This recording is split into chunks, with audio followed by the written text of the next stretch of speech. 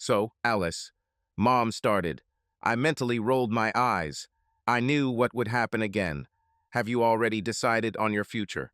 This was a constant issue with my mom. There wasn't really much to decide. It was either go to a local college and take every course possible before transferring to a local university to get your degree, or take a low-paying job as just a high school graduate. I didn't really have many other options. Oh, and let's not forget that I would also have to work at least part-time to even afford to go to community college. Mom, you know that I have always been fascinated by medicine. Sure, I'd love to be a doctor, but there's no way I can get into medical school without ending up with a couple $100,000 in student loans. I'll probably just go to community college to get out of undergrad classes, and then transferring to a local university to pursue a degree in nursing. This way I can live at home while I study to save money. But honey, you're an excellent student and you're going to graduate in the top 5% of your class. You have a 3.96 GPA. You've probably been offered several scholarships. Mom complained. Fine, let's discuss this again. Yes, I'm at the top of my graduating class. Yeah, you'd think that would bring in some pretty good scholarship offers. This is usually true. The problem is that I am graduating at the top of my class at one of the worst performing high schools in the country. Colleges not only look at your GPA, academic performance, and all the other factors that influence your high school career, but they also look at the school itself. Look at it. Graduating from the worst high school is almost the same as being a mediocre high school student. Okay, sure, I've gotten a couple of partial scholarship offers from mid-level colleges, but nothing that will cover all that I'll need. I'll have to make up the difference, and Lord knows we can't afford that. Sometimes the truth hurts. That's what happened that time. I saw the look on my mother's face when she was faced with the facts. It's not her fault that we ended up in this situation. We are stuck in lower middle-class purgatory. My dad made just enough to make me ineligible for low-income student financial aid, but not enough to provide any meaningful help in sending me to college. In fact, no one in my family was even close to being wealthy. Even my grandmother led a rather ascetic life. She didn't really get much out of her 3 divorces. I think that's what happens when you cheat on your husbands and they take the time to hide their assets. What about the extra classes you already took at the local college? Mom asked. Yes, I've already taken a couple of courses at the local college. I did pretty well in them too. Mom, they really don't think much of it. Okay, these are actually college classes, but they are remedial classes. Essentially, they look at them as an extension of their high school classes. The chemistry course I took over the summer was essentially a glorified high school course designed to prepare me for a real college chemistry course. Anyway, I was entering my last semester of high school and trying to figure out my future. As I mentioned earlier, I have always been fascinated by medicine. I loved watching late-night dramas on TV about hospitals and doctors. My dirty little secret is that I also love reading romance online. One of my favorite shows is about a woman who was injured in a helicopter crash while she was working as a flight medic in the Army. She ended up paralyzed from the waist down and was medically discharged.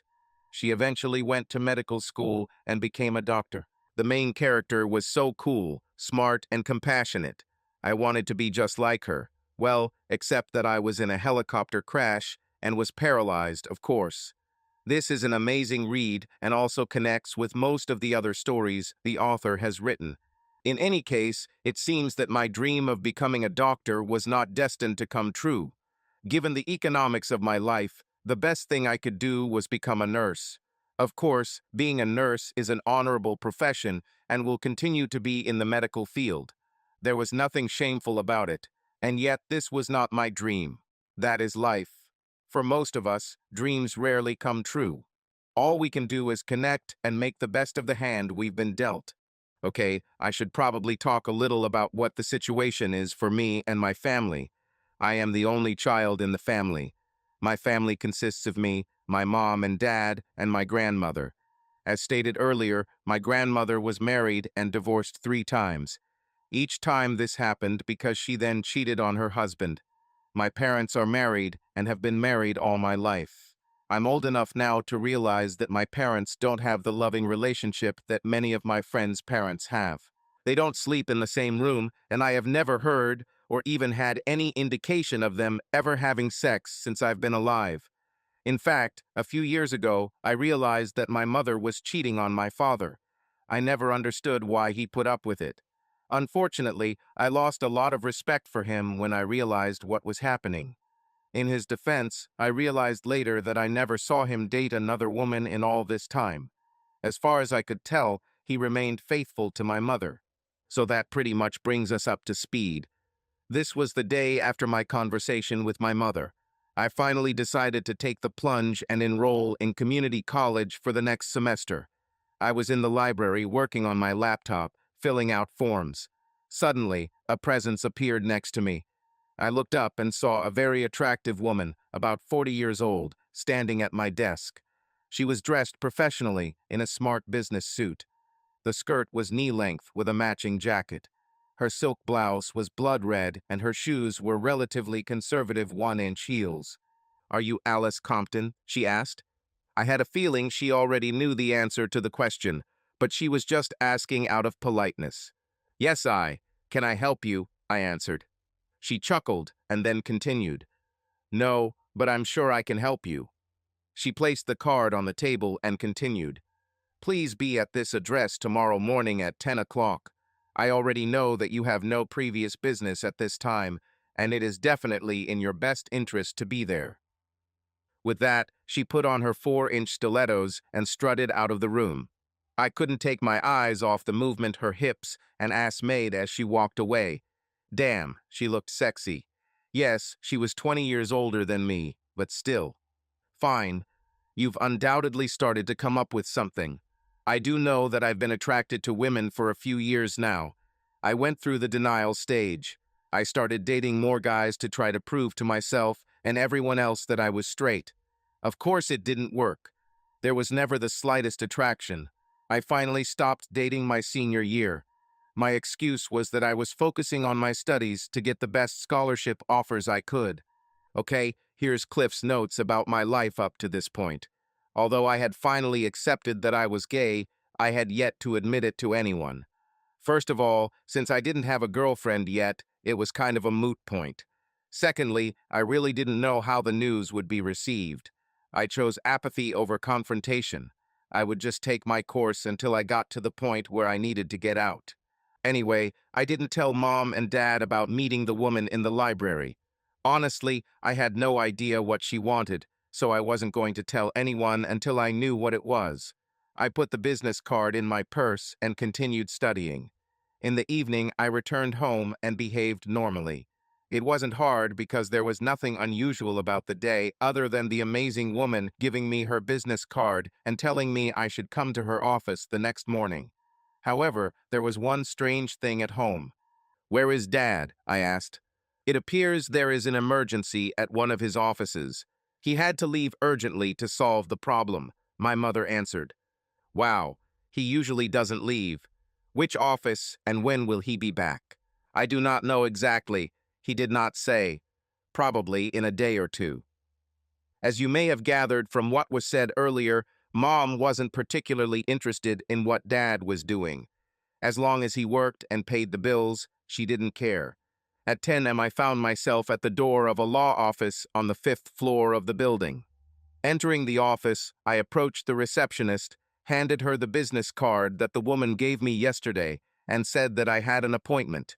She looked at the card, picked up the phone, pressed a couple of buttons, and said, "Miss Hammond, your 10 o'clock appointment is here." A couple of minutes later, the same amazing woman who met me yesterday in the library appeared. "Ah, Miss Compton, I'm very glad you came this morning.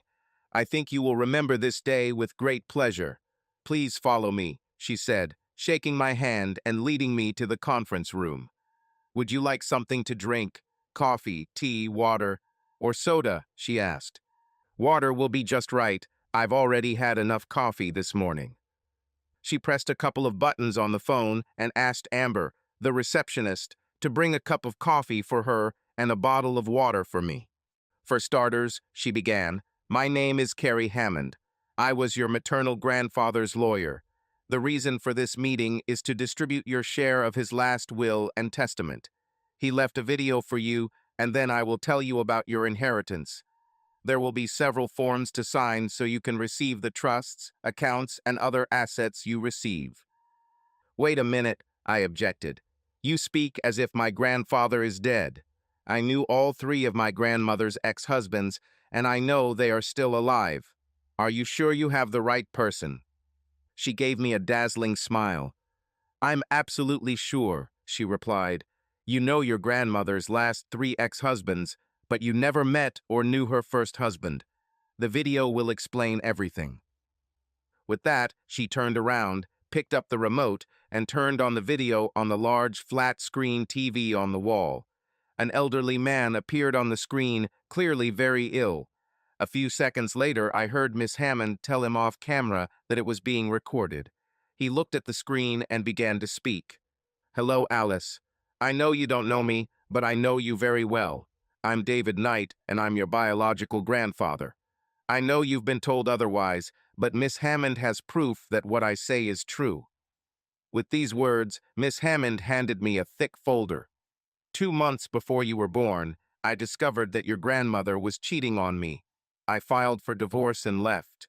Your mom was so mad at me that she cut me out of her life, and by extension, out of your life.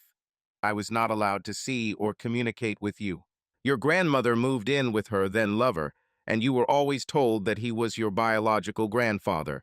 Since I couldn't have contact with you, I started following you from afar. A few years later, as my business grew, I became successful enough to hire private investigators to follow you.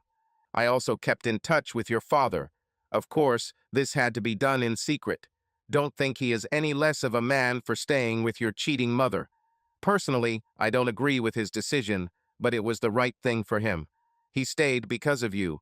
He realized that the only chance for you to grow into a moral and caring woman is if he stays in your life and teaches you the right values. If he divorced your mother, your main role models would be your cheating mother and grandmother. He stayed to give you a real example to follow. Now that you're an adult and about to graduate from high school, there's no reason for him to stay with your mother anymore. Miss Hammond will explain more later. Now, to the point. Since you are watching this video, it means I am dead. I regret that I couldn't let you get to know me and spend time with you. We did meet a few times, but it was fleeting. I arranged these meetings to see you in person and to say a few words to you. Since I divorced your grandmother, I have become very successful and rich. I leave the majority of my fortune to you, with a few conditions. Most of it won't be available to you until you graduate from college. Miss Hammond will explain everything. Some of it will depend on what you decide to study. Having said all this, I hand it over to Miss Hammond. The video continued in silence for a few more seconds before ending.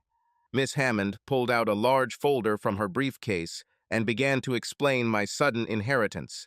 First of all, this is a trust that your grandfather created for your education. You can enter any university in the country. It pays for all tuition, books, housing, food, transportation, and even a generous monthly allowance for entertainment or any other needs. It will also pay for a master's degree or even a doctorate if you want to continue your studies. Once you have completed your degrees, you will have access to another trust. This will help you start your career without worrying about your financial situation until you get your life settled. In terms of career choices, depending on what you choose to study, you could have a position in your grandfather's company and end up running it. Obviously, this will depend on your career choice. It should be either a degree in business, engineering, or perhaps law. It will be solely your choice. If you don't take one of these paths, you will still inherit several $100 million worth of trust funds. I was absolutely stunned. This is the answer to my college prayers. Moreover, I could continue my studies and get a medical degree and become a doctor. And what's even better is that I wouldn't have hundreds of thousands of dollars of debt after graduation. What will happen to the business if I don't follow these directions and lead the company? I asked. Then your father will continue to run the company until he retires and passes it on to the next CEO, who will be appointed by the board of directors. By the way, you will still own significant shares and will be on the board of directors. When your father retires, you will become chairman of the board of directors. When you retire, your heir will take your place. The company will always be under the control of your family until the last heir dies without an heir to take his place. Wait a minute. You said my father is now running the company. Well, not yet. He will start as soon as the divorce is finalized. This way, your mother will not receive child support. He is currently unemployed. Well, not quite. He quit the company he worked for. Yesterday, he moved to the house that your grandfather left him. Oh shit, my mom doesn't know, does she? Miss Hammond looked at her watch. She should know in about 2 minutes. What do you mean? I asked. That's when the process server should give her the divorce papers. Shit, she does not know. I need to call her. I was just getting my phone out when her cell phone rang. Too late, she's just been served. She replied, looking at the message on her phone. Fine. What about those conditions he mentioned? Well, the most important thing is that your mother and grandmother should not receive a cent or any other benefit from your inheritance. The trust is very specific. Only you can benefit from it in any way, regardless, but it is only available to you for your education. The second trust cannot be used in their favor. But I don't want them to be homeless or hungry. This has already been taken care of. As part of the divorce, your mother will receive a small trust fund from which to continue to pay rent and utilities for the mobile home she lives in with your grandmother, as well as a small monthly stipend for food and other necessities. There's one more thing, she stated.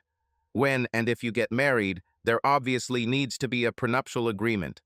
This is quite normal for people with the kind of money we are talking about here. There will be one incorrect clause in this contract. It will state that if you get divorced because you cheated on your spouse, the entire trust and everything else included in that inheritance will go to your spouse. You will not have a penny of that property left. She continued to discuss other issues as well as some other things that I needed to get. After that, I had to sign a mountain of papers. Finally, I had one more document to sign. So, how did you get here? She asked. I took the bus. I do not have a car. Now you have it, she informed me. She skimmed the last document. I looked at it in shock. This was the name of the 1970 Corvette. Do you know how to drive a gear stick? She asked. Yes, my father taught me to drive his truck. It has a gear lever. Fine, just sign this and I'll take care of the transfer of ownership. He's parked. You can take him home. We can work on transferring ownership of other vehicles later. Your father is currently checking on them to see if they are in good condition for you. Fine, I answered. I turned to leave, then stopped and turned back to my new lawyer. You know, I think I need to talk to my dad before I go back and see my mom and grandma. Where is my dad? He's in his new home. This is the house he will inherit. By the way, he will not receive ownership of the house until the will is executed. This will probably take about a year. He can live in it, but he won't actually own it. The divorce should be final by then, so it will not be part of the settlement. She gave me the address of the house, and I went there. It took me a while to get used to driving this beast. I've only ever driven smaller cars like Corolla and Acura. I drove my dad's pickup truck a few times, but it was an old Chevrolet with a 5.3L engine. The Vet was a beast. It had a 454 GP engine, a Muncie M22 Rock Crusher 4-speed manual transmission, a Posey traction differential, and several upgrades. I really liked the deep hum, or it was the growl of the beast as it flew along the road. The woman on my phone finally told me to turn left onto a closed driveway. When I arrived at the gate automatically opened. I thought that the car had a transmitter that would automatically open the gate when it arrived. I slipped past the gate and walked down the long road. The driveway was split, with one side leading to the circular driveway leading to the front door and the other leading to the large garage. I saw the garage door open and my father leaning over the front of the car with the hood up. I decided to park in front of the garage. Dad pulled his head out from under the hood and smiled at me as I parked the beast. "I see you were at the lawyer's office." He said hello. "Yes, I actually just got back from there," I answered. "I think we need to talk. I have a lot of questions." "I think yes. I also need to tell you something. I couldn't tell you all this before, but now that a few things have happened, I'm free to tell you the truth. First of all, why was I never told about my real grandfather? This happened because when your grandfather refused to go along with your grandmother's crazy ideas, she and your mother got angry at him and decided to punish him by not allowing him to have any relationship with you. They didn't tell you about him. First, they were so angry with him that they decided to just pretend he never existed. The second reason was that if you knew he existed, you could try to contact him. If this happened, you could find him and find out the truth." "Really?" I asked. "The truth was that your grandmother had been cheating on him for a long time. When she discovered that he had become suspicious, she caught him off guard and demanded that she be allowed to continue having sex with her boyfriends. Your mother sided with your grandmother and blamed your grandfather for leaving. He didn't bother divorcing her. He just emptied all the bank and investment accounts and left. After a year, she finally had to apply. Of course, by that time she had already gone bankrupt and lost money. By the time she filed, she couldn't find any assets, so she never got anything out of the divorce. So why did Grandpa leave you his house and control of his company?" Dad laughed. "It's easy. Since your mom was so adamant about insisting that your grandfather admit the affair, I decided to do a little research on my own. We didn't have a lot of money at the time, so he paid the bill to the investigators. Your mother cheated on me then too. Yes, I did a DNA test quietly, and you are my daughter. If you hadn't existed, I would have divorced your mother, so it wouldn't cost me anything. I discussed this with your grandfather and decided to stay to raise you properly. Our plan was for me to stay married until you turned 18, then leave, file for divorce, and take over the company until you were ready to take over, that is, if you wanted it. But you always had a low-paying job. How did you get the education and experience to run a huge company?" I asked. "That's another thing we discussed. In fact, this low-paying job was for your grandfather's company. He actually paid me to get my MBA because I worked for him. We agreed to a compensation package where my salary was only about $50,000 a year, but the rest of my compensation would go into a trust fund that I would receive when you went to college. Of course, none of this would be considered public property." "Wow, so you lived with her all this time, knowing that she was cheating on you?" "Yes, I did it. However, I moved into an extra bedroom. You probably noticed that we never slept in the same room." "You stayed celibate for 18 years just so you could be around me all the time?" I asked in surprise. He grinned. "Not really," he replied. "I was much more reserved than your mother. I have proof of her infidelity, but she has no proof of my indiscretion." We talked for some more time, then he showed me around the mansion. Finally, I decided that I needed to return home. Dad said I could move if I wanted. He had a large room with a private bathroom ready for me. I assumed I would move sooner rather than later. The Corvette growled as I pulled up to the trailer. When I entered the house, my mother threw a tantrum that would have been the envy of the most spoiled 5-year-old child. She screamed, yelled, kicked furniture, and threw everything she could get her hands on. The only thing she didn't do was lie on the floor and kick her legs in the air. It was probably just because she was too busy marching around the living room and kicking furniture. Every few minutes she would stop, read something from the papers she was holding, then start screaming and cursing again about what she had read.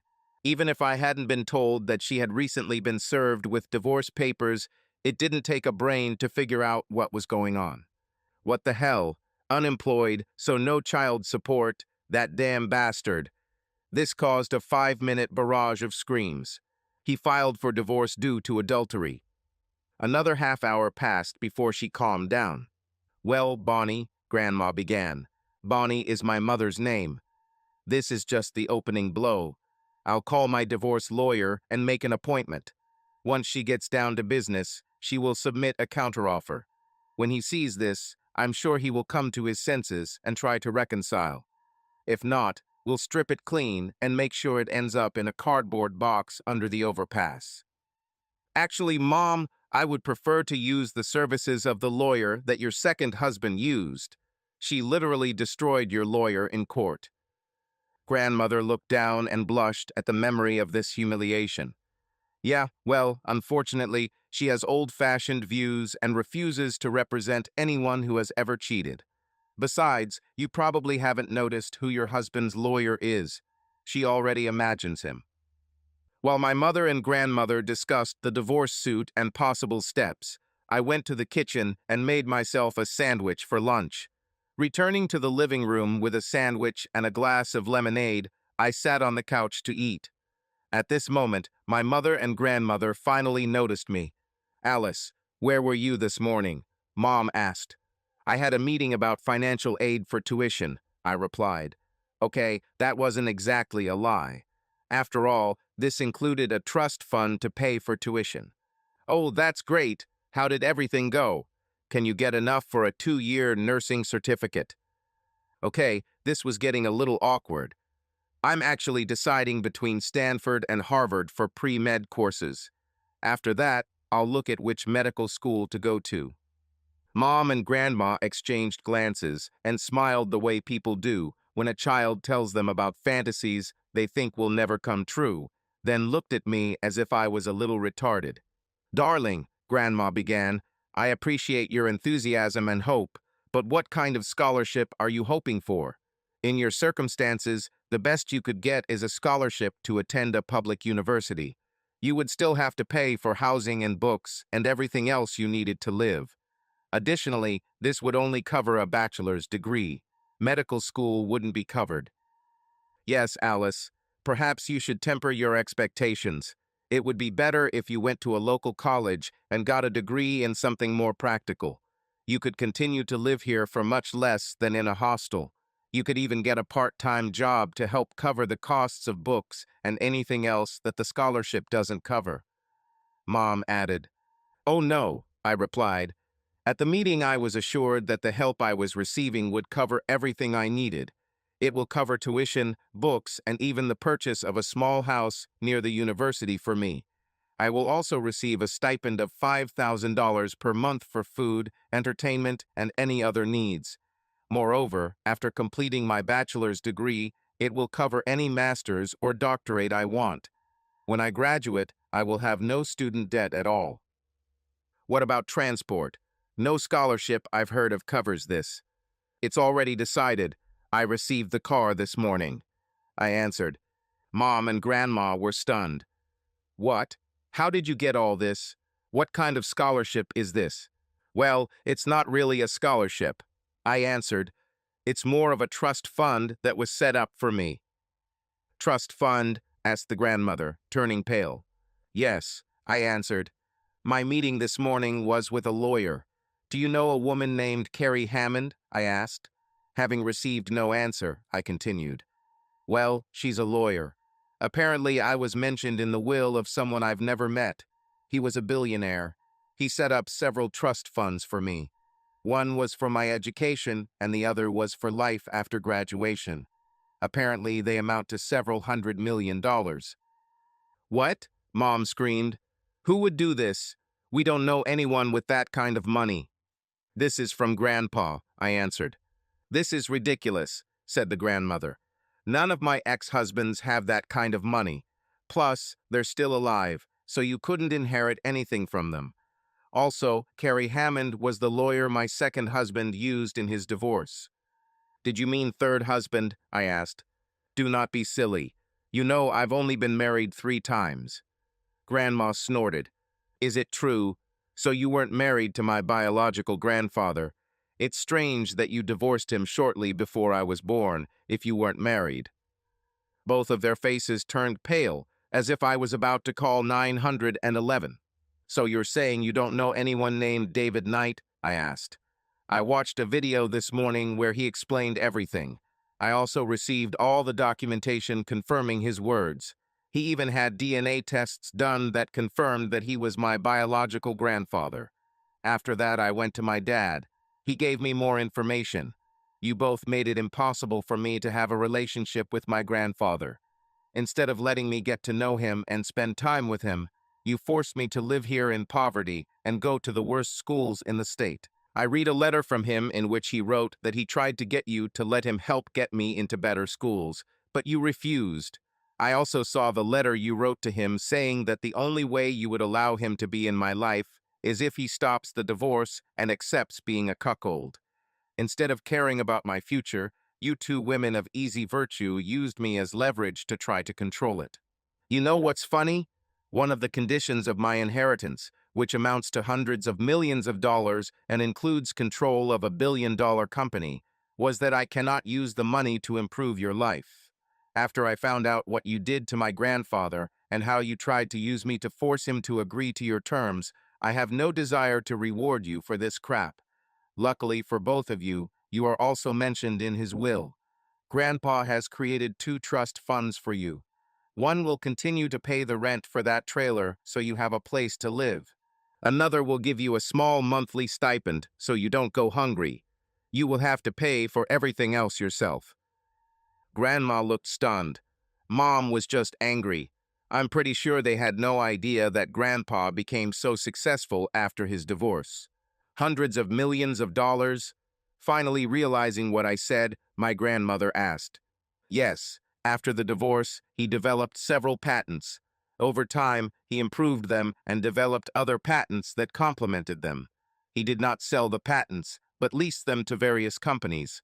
Money continues to flow into trust funds. Anyway, here's the lawyer's card. You should make an appointment with her to discuss trusts to pay for the rent of this trailer and your monthly stipend. I said, handing them a business card. Oh, and one more thing. I am moving. I'll live with my dad until I go to college. He lives in his grandfather's house. It's much better than that. Over 10,000 square feet of space, plenty of spare bedrooms for my friends to stay in, a theater room, indoor and outdoor pools, stables with horses, my bedroom with a private bath, and a staff that takes care of everything. Plus, there's a garage where I can keep my car without worrying about it being stolen or damaged like I would if I left it there overnight. Car? What car? Mine broke again. Can I use yours to get to the hairdresser? Mom asked. I just laughed. Seriously, when did you learn to drive a car with a manual transmission? No, you can't use my car. You'll probably crash it before you get to the end of the driveway. But how will I get to the hairdresser? Mom became capricious. Don't know, I answered. Uber, Lyft, taxi, hitchhiking, walking. It's not my problem anyway. With these words, I went to my room. I didn't need to take a lot of things. It was mostly clothes, shoes, some cosmetics, and a few personal items. Unfortunately, it all fit into 3 plastic bags. 2 bags in the trunk of the Corvette and one in the passenger seat. 10 years later. Good evening, I greeted the woman in examination room number 3. What happened to you? I graduated from medical school with honors. Yes, residency was hell, but I made it through the 100-hour weeks. I didn't have the slightest interest in engineering or business, so I just let my dad take over the company. I still got a good share of the profits. I also had to attend quarterly board meetings. I was currently working in the emergency department of a local hospital. No, it wasn't one of the high-end hospitals. It was a public hospital. I had enough money that I didn't need to work, but it was my calling. I liked what I did. I imitated my hero, Elizabeth Charles. Yes, I know she's just a fictional character in the story, but I still admired her. I looked up from my notes and felt shocked. Grandmother, I said. Alice, she answered. At that moment, another woman burst into the room. Parking here is a real nightmare. I had to park almost 2 blocks away. Alice? Mother? I haven't seen or heard from them for 6 years. They came to my graduation ceremony, but I never saw them again. Okay, this is unexpected, but we need to deal with Grandma's problem. Would you be more comfortable if I found another doctor for you? I asked. No, no, everything is fine. Besides, maybe we can hang out a little while you treat her, Mom said. Fine. I need to inform the doctor on duty that I am treating a family member. I'll be back in a minute. I left the room. Yes, I needed to disclose that I was treating a family member. This was not prohibited, but required communication and consent from the patient. I reported the situation to the nurse on duty, and she made a note in the file. She also walked with me back to the examination room to get consent from my grandmother. Grandma tripped and injured her wrist in the fall. It wasn't broken, but it was slightly stretched. While I was applying a soft, splinting bandage, my mother and grandmother bombarded me with questions. They were still living in the trailer. This was not a surprise, since I knew that Dad had authorized the purchase of the trailer using the trust fund. Mom finally got a job at a 7-Eleven, so they had a little extra money for fun. She was still angry about the divorce. She was annoyed that her dad actually left and divorced her, and then she was even angrier that she couldn't get anything out of the property. Since records showed he was unemployed and had no income, she didn't even receive child support. She tried to win back the inheritance, but trusts were not subject to division of joint property. Plus, they were still pawned, so they didn't really belong to him. The divorce was finalized 6 months before he was officially named CEO. She tried to sue the mansion in which he lived, and even claimed that he was receiving money from somewhere to live there. An excellent lawyer refuted this by showing that he was simply looking after the estate until the will was finally executed. His only payment was free room and board. What I never told them was that Dad actually ran the company. He deferred his salary for a year after the divorce was final. A year later, he officially took over as CEO with an absurd salary and benefits. I really tried to dodge their questions, but they were relentless. I now live in my grandfather's house. Dad bought another mansion a few blocks away when he moved there with his 2 girlfriends. I doubt he'll ever marry one of them. Not because he or they were not in love or against marriage, but because he could not choose between them, and they could not choose which of them he should marry. Yes, I'm engaged now. My fiancé is a lawyer. Yes, I love working in the emergency room, and no, I don't want to open my own practice. We want to meet your fiancé. Why don't you invite us to dinner and introduce us? Mom asked. I mean, you're my daughter, you live in the same town, and we haven't seen you since you finished your undergrad before going to medical school. Mom was always good at playing on my feelings. Fine. I sighed, knowing that I couldn't avoid this. Friday at 7 in the evening. Here is the address. Bring swimsuits so we can swim in the pool and relax in the jacuzzi after dinner. Friday, 7 p.m. Hi, Mom. Hello, Grandma, I said, opening the door. They turned their heads, looking at the luxury of my house. I watched them through the window as they walked slowly away from their old beat-up car parked in the circular driveway. Their slow gait was due to the fact that they were carefully examining the landscape, the fountains and sculptures that decorated the front yard and gardens. You have a beautiful house, dear, Mom managed to say. Thank you. Most of it was done by the designer I hired, but Jerry, my fiancé, has a few plans to add. About, will Jerry be here today? Mom asked, apparently mistaking the gorgeous blonde standing a few steps behind me for a maid. Okay, maybe it was because there were a few other people in uniform standing behind her. I turned back. The gorgeous blonde smiled when she saw my smirk. Mandy, please take their coats and bags. George, can you move their car to the garage? My red-haired maid quickly jumped up and took their coats and bags to put them in the wardrobe. George, who was my driver, but I almost never let him drive, came over and asked Mom for the keys. Having received the keys, he went to the door. I saw his face frown when he saw the dilapidated Toyota sitting there. Sorry, George, I thought. So, when do we meet your future husband? Asked the grandmother. Yes, and we need to discuss your wedding and plans for grandchildren. Mom added. Husband? I asked. I heard a giggle from the statuesque blonde standing behind me. Well, yes, Mom said, confused. You said you were engaged. We also assumed from our conversation at the hospital that we would meet him here today. Him? Well, of course, I mean, you're getting married, so obviously. The last word was drawn out as Mom and Grandma finally noticed that the blonde behind me couldn't hold it in any longer and was now doubled over laughing. It broke me too, and I doubled over laughing. Mom, Grandma, meet my fiancé, Jerry. Jerry, this is my mother, Bonnie, and my grandmother, Daphne. Mom and Grandma looked at me in shock. Are you gay? They asked in a duet. Oh yeah, I answered. We are very happy, cheerful, and joyful. They looked puzzled. Do you like women? Grandmother exclaimed in shock. Yes, always. Have you noticed that I never ever went on dates with guys? At least they were being nice. I didn't know if this was real acceptance or if they were just trying to ingratiate themselves with me. It didn't matter much. We had a pleasant dinner. Chicken scallopini was prepared by my chef. Yes, I can cook, and so can Jerry, but I decided to use the chef that evening. I didn't want Jerry and I to be busy in the kitchen and not be able to interact with our guests. How is your father doing? Mom finally asked. She hasn't seen or heard from him since the last court hearing. He's doing great, I answered. He and his girlfriends left on Friday for a month-long vacation in Jamaica. Girlfriends? Mom asked. Yes, I answered.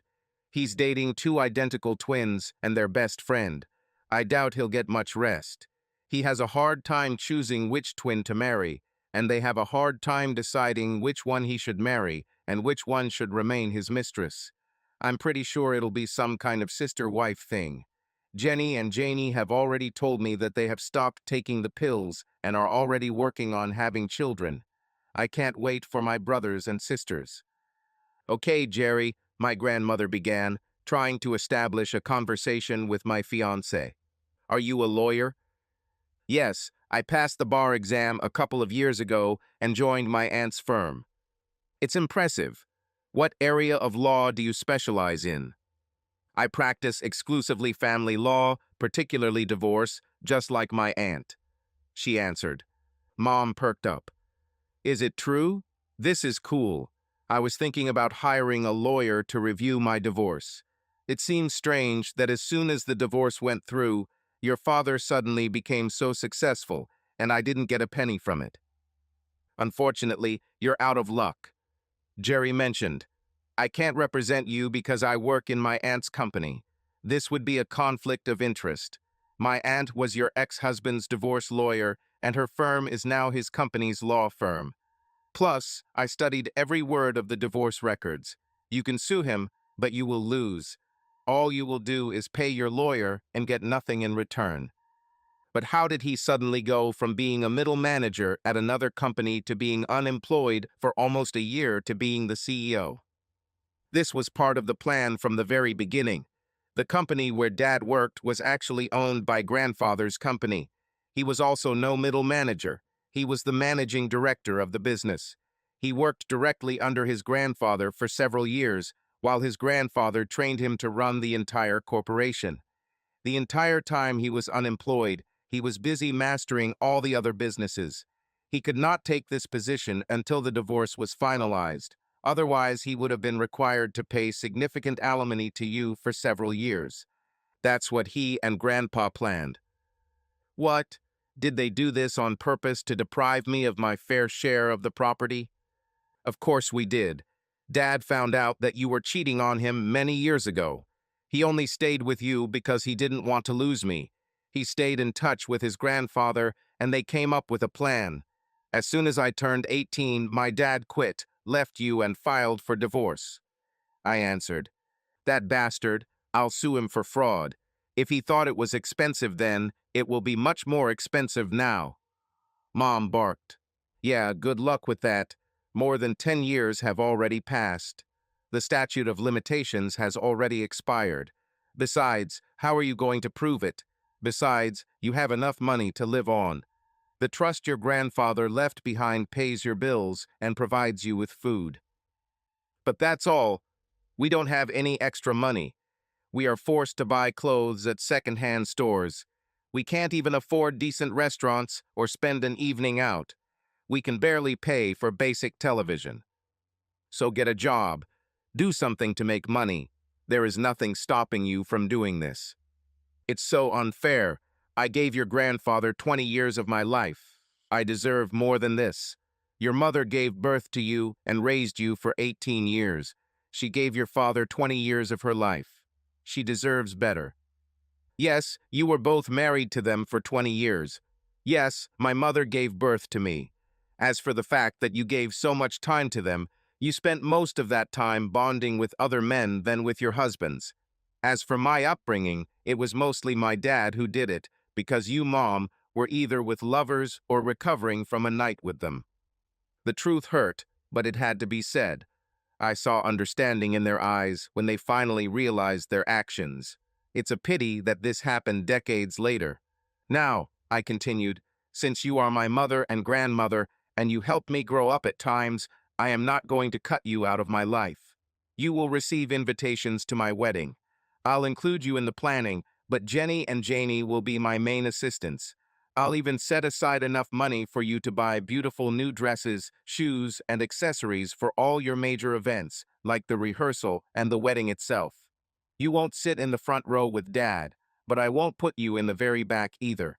It's because I want to respect Dad. He won't want to sit next to you. You will also not be at the main desk during the reception. Soon after this, they went home. I decided to maintain some kind of contact with them and try to establish some kind of relationship.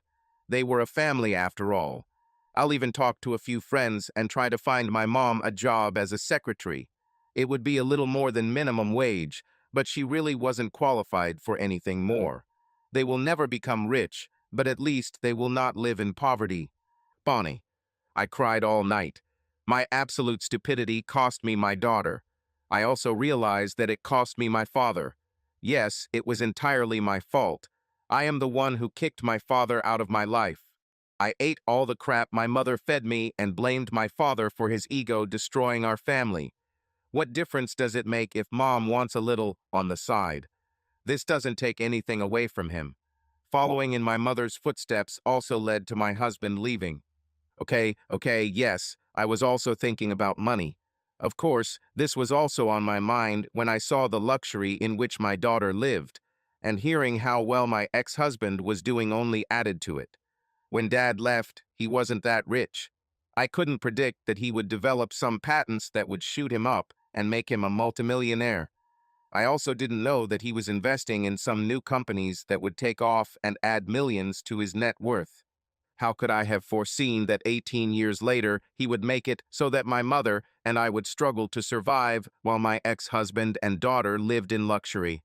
How could I have predicted that he would turn my daughter against me and my mother for what we did? It's just sex. It's just a little on the side. It wasn't meant to hurt anyone. However, it wasn't just about the money. Yes, it would be nice to live like this, but I began to look back on my life. I began to remember my childhood and teenage years. Dad was always by my side. He never missed important events in my life. He always showed me only love and care. When did I lose respect for him? When did my love for my father turn into hatred and contempt? It wasn't the loss of money that brought me to tears. It was the loss of the love of a father and daughter that made me sob into my pillow. My actions left me alone, without the love of a father, husband, and daughter. Of course, my mother was still here, but I began to see her differently. I accepted her excuses and explanations. Now I see them for what they are. Yes, I was the one who acted on them, and I could have accepted my father's explanation for his actions, but I didn't. I listened to my mother and discarded everything else. I cried not because of the money, but because of the loss of relationships that my actions caused. Daphne, I'm so angry right now that I can't sleep. I tossed and turned in bed for hours. Bonnie and I were at my granddaughter's house this evening. She lives in a huge mansion with servants and luxury. We were stuck in this crummy trailer, barely making ends meet. If my damn husband would just get over his ego, I'd be living in luxury right now. I don't know how he managed to turn my granddaughter against us, but she doesn't even share her wealth with us. Even worse, he did it from beyond the grave. Okay, sure. I slept with other men. Big deal. I never refused him when he wanted. I even offered him when he didn't ask. It didn't take anything away from him. I only did this when he wasn't around. He got offended and left. To get back at him, I cut him out of our lives. I even convinced my daughter to cut him out of her and her granddaughter's life. We did everything so that our granddaughter would not even hear about him. And then my son-in-law divorced my daughter because she did the same thing I did. After that, everything went to hell. Damn men's pride and their little egos. Hello, it's Bonnie again. A little about my life. Alice's wedding was beautiful. My mother and I helped a little, but my ex-husband's friends did the main preparations. At the ceremony, my mother and I sat in the third row.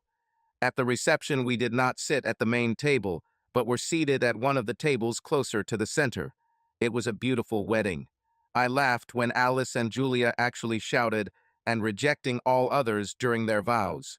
Mom frowned at this. The reception was great.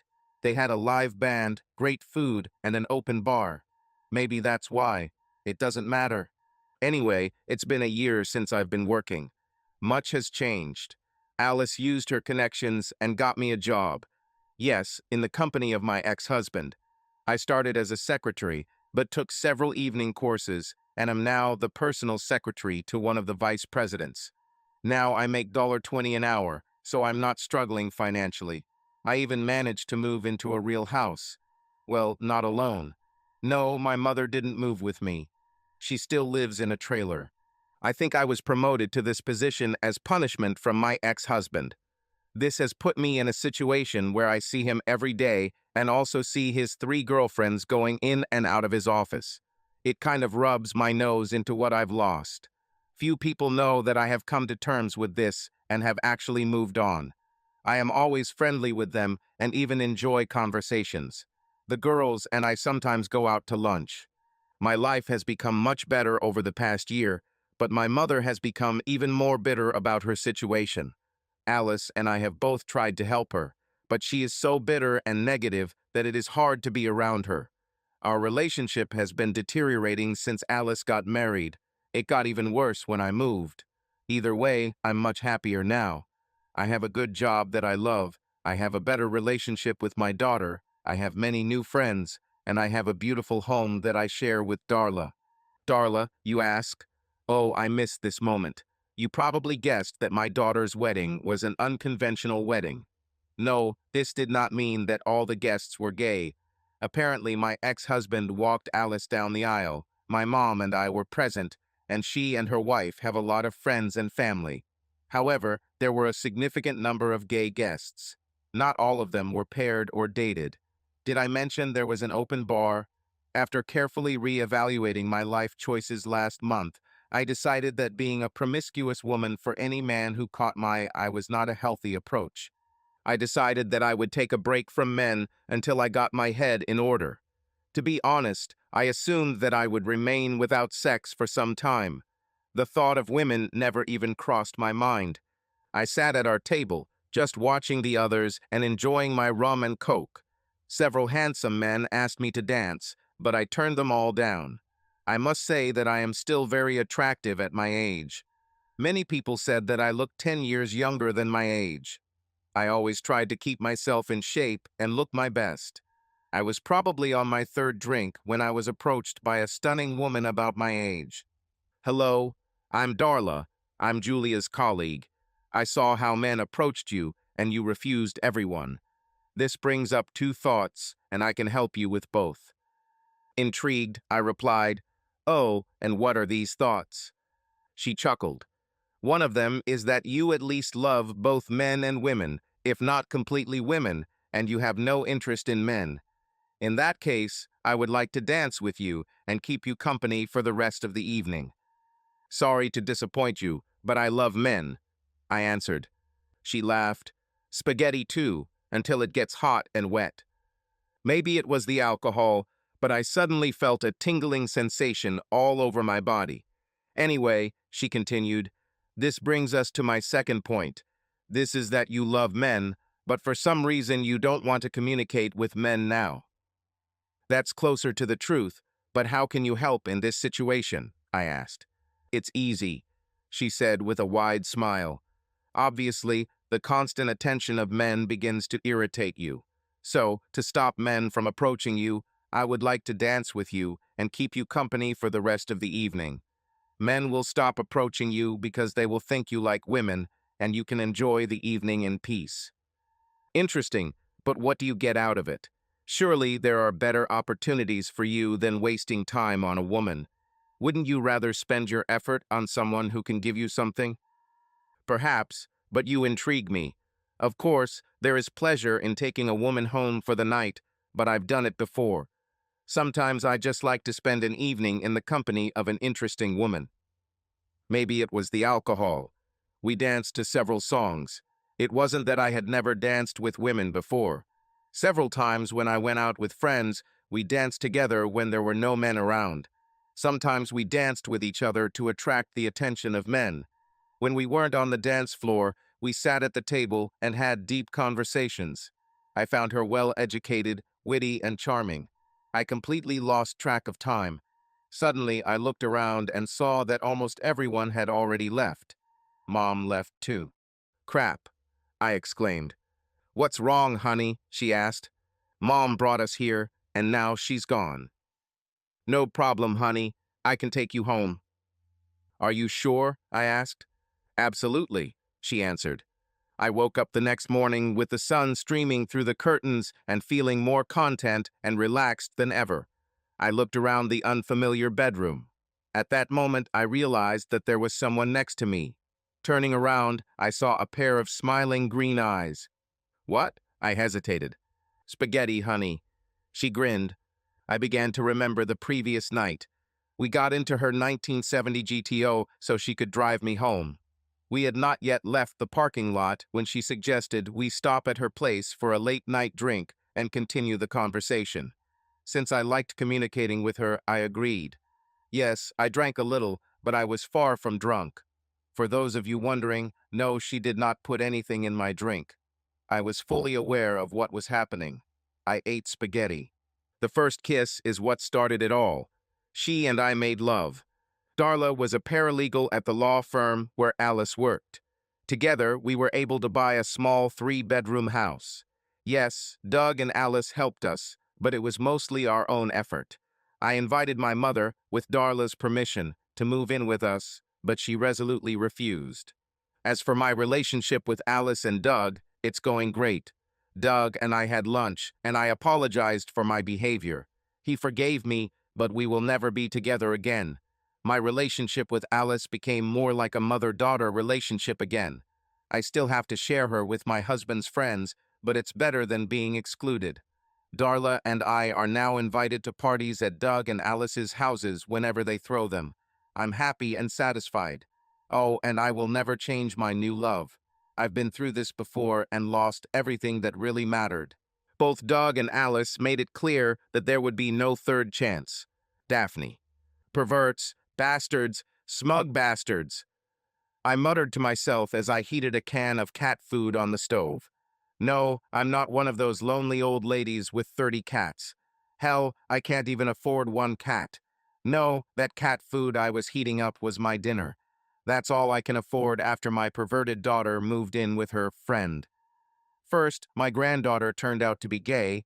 Then I found out that my ex-son-in-law was involved in some kind of perverted polyamorous relationship with himself and 3 women. Now my own daughter has come out as gay. She even had the audacity to invite me to move in with her in her new house of debauchery. I don't want anything to do with them. After I've eaten this disgusting crap, honestly, how can you expect a cat to eat that I get ready for bed? Walking past the bathroom, I look in the mirror. I used to be beautiful. My once long golden hair is now gray. My former 38 DD breasts that sat high and proud on my chest now sagged halfway down my stomach. My once slim and toned stomach now sticks out further than my sagging breasts. My once beautiful face is now riddled with wrinkles and sagging cheeks. My once firm ass was now blurred and saggy. Damn you, David, I screamed to the heavens. Why couldn't you just put your fragile male ego aside and accept the situation? It was another endless, boring, joyless, lonely night as I waited for death to take me and free me from this hell. Subscribe to our channel so that your love doesn't cheat on you, and go ahead and listen to the next story, because this story is nothing compared to the next one. If you're under 18, don't even think click to the next one. Click to the next one. Click to the next one.